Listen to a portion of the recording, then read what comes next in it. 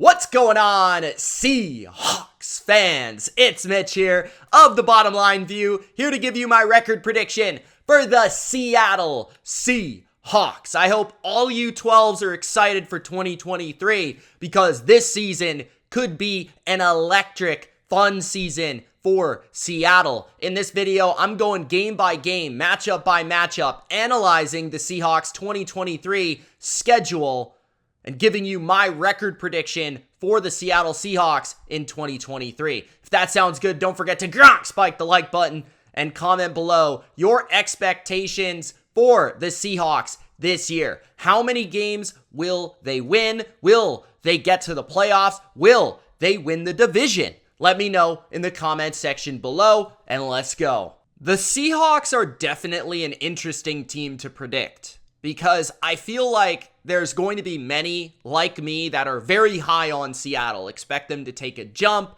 into contender status in the NFC.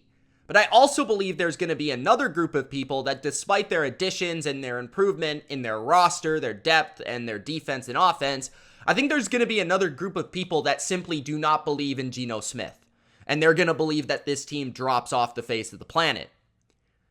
But, lucky for you, I am pro Seahawks. I am positive.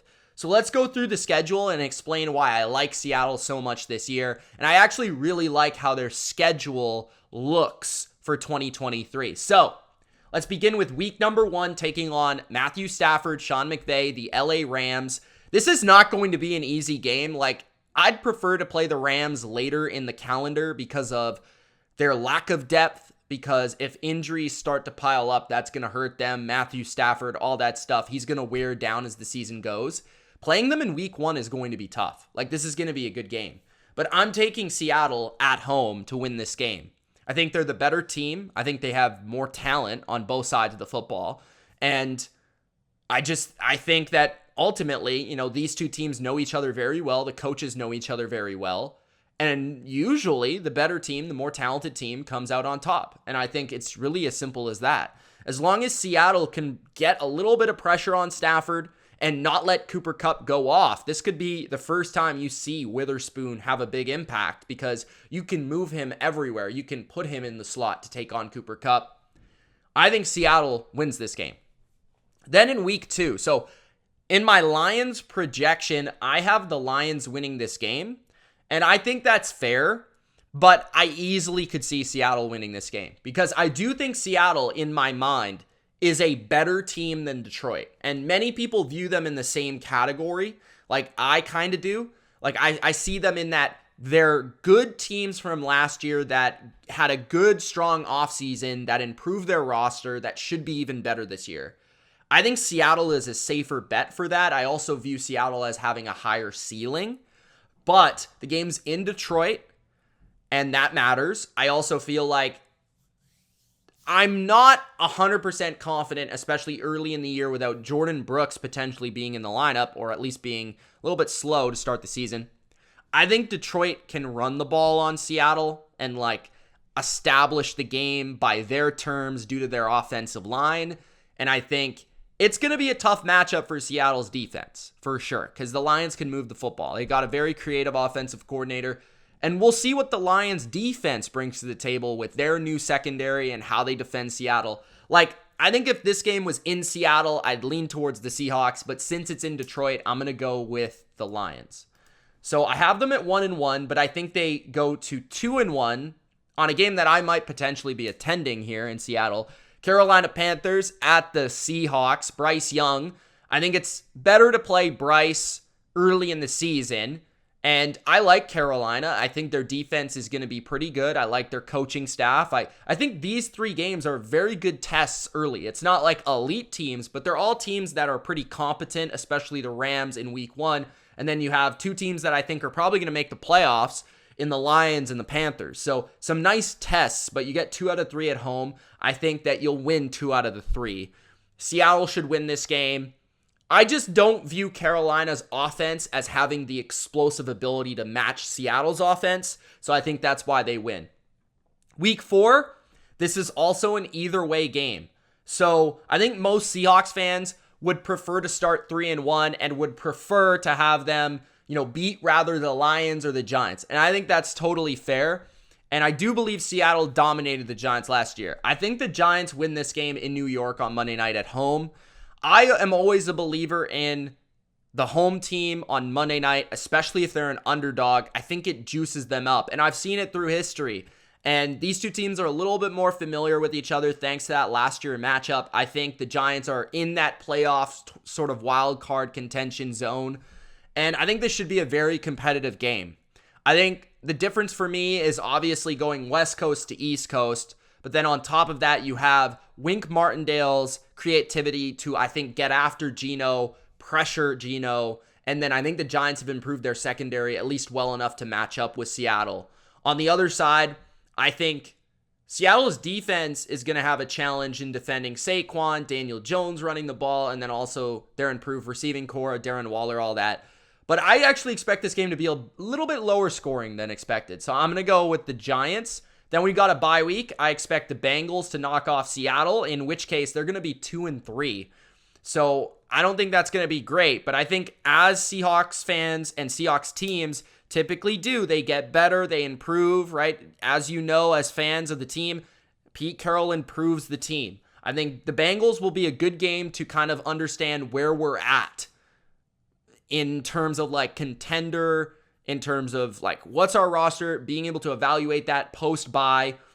And then I think you're going to go on a bit of a run here. So I think you beat the Cardinals pretty handily. I think you beat the Browns, which is going to be a tough game, and it's probably going to be very even in terms of point spread and all that. I think the Browns are going to be a good team this year, but I like the Seahawks in that matchup because I think they're athletic enough to contain Deshaun Watson. They've got a good enough secondary to contain Amari Cooper and those guys. And then they also have, I think, a better run defense by this point in the year where they're going to be able to handle Nick Chubb, at least to the point where he won't dominate the game. On the other side, I could see the Seahawks having success against the Browns because of their balance on offense.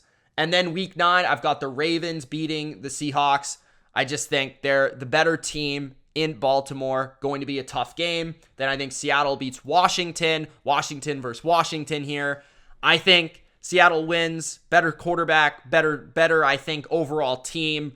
And again, at home, I always lean towards Seattle. But Baltimore, again, going back to that, they, to me, are like the sleeping contender in the NFL right now. Like, a lot of people don't talk about Baltimore when they talk about the AFC top dogs. But I think this year, thanks to what they've done this offseason, that's going to put them in the conversation, assuming Lamar is healthy. Week 11, I think I have you splitting with the Rams as long as I understand that Stafford will be playing in both games. As long as that's the case, I think Sean McVay will find a way to knock off the Seahawks once. Week 12, I actually have you beating San Francisco on Thanksgiving on a primetime game, thanks to your home crowd. But also, I think Pete Carroll does a good job at matching up with Kyle Shanahan. You know, you look at that playoff game last year, I thought they played competitively. They've improved their roster greatly. And I think there is an area on offense now where you have a chance to move the football. I think it's the receiving weapons. You have a lot of different matchups you can take advantage of now. And I think your offense is going to be more layered and more diverse than it was a year ago to attack the 49ers. On the other side of the football, I think you've grown exponentially in your pass rush, in your speed on defense, and I think you're going to do a better job. Pete Carroll kind of understands how to play at the fundamental level against Kyle Shanahan's scheme. But last year, it was more of a talent thing. And I think this year, you've improved that talent. Week 13, I think you drop to the Cowboys in Dallas. I'm really high on the Cowboys this year. Week 14, I think you lose to the Niners, but I think you actually upset the Eagles in Seattle. And then you win against the Titans, the Steelers, and the Cardinals. So you finish your season very strong. I think by week 16, the Titans are going to be kind of looking towards out of the playoffs. Vrabel's a tough coach. Titans got a tough defense, but Seattle and Tennessee are very similar identity-wise, coaching-wise. I think what separates them is Seattle has more skill on the perimeter, offensively, defensively. For the Steelers, I just don't think that Kenny Pickett's coming into Seattle and outscoring the Seahawks. As long as the Seahawks can protect Geno Smith against TJ Watt and Cam Hayward, they should be able to win that game. In Week 18, the Cardinals are going to be the worst team in the NFL. So I think they win that game handily. But yeah, I think you split with the 49ers, you split with the Rams, you sweep the Cardinals, you lose to the Cowboys or the Eagles, but I'm leaning towards you lose to the Cowboys in Dallas on a Thursday night consecutively, 2 weeks in a row. It's kind of weird. And then you beat the Eagles. I think because, again, I think you can throw on the Eagles if you can protect. I think the Seahawks have a decent enough offensive line where they can protect against the Eagles, especially at home. And I think their defense will come to play in that game. You've got corners that can cover A.J. Brown and Devontae Smith. You've got maybe not the pass rush necessarily, but I think you've got the speed and the linebackers to defend their running game. So I think that's going to be a challenging game for the Eagles. It kind of reminds me of the game that I think the Seahawks beat the Eagles in 2017. When that year that Carson Wentz was almost MVP, they went to the Super Bowl, they won the Super Bowl. I see it kind of a similar fashion to that, where it's a little bit of an upset. You'll lose to Shanahan and the Niners once, you'll lose to the Ravens, but ultimately I have the Seahawks at 10-7. I could see them at about 11-6 as their ceiling, maybe 12-5, and then their floor to me is like 8-9. But I see you somewhere between 8 and 11 wins. I think you're probably most likely going to land about 10-7, given everything on this schedule. But you're going to have a fair amount of good tests before you enter the playoffs. And I do see Seattle as a team that can enter the playoffs and give any team a good game. Let me know, Seahawks fans, how you feel about the Seahawks this year. Do you think they're going to win the NFC West and shock the Niners? Do you think they are going to be a good playoff team? Do you think they're going to improve? Do you think they're going to regress? Let me know in the comment section below. It's Mitch. Thanks for watching. We'll see you in the next video. Peace.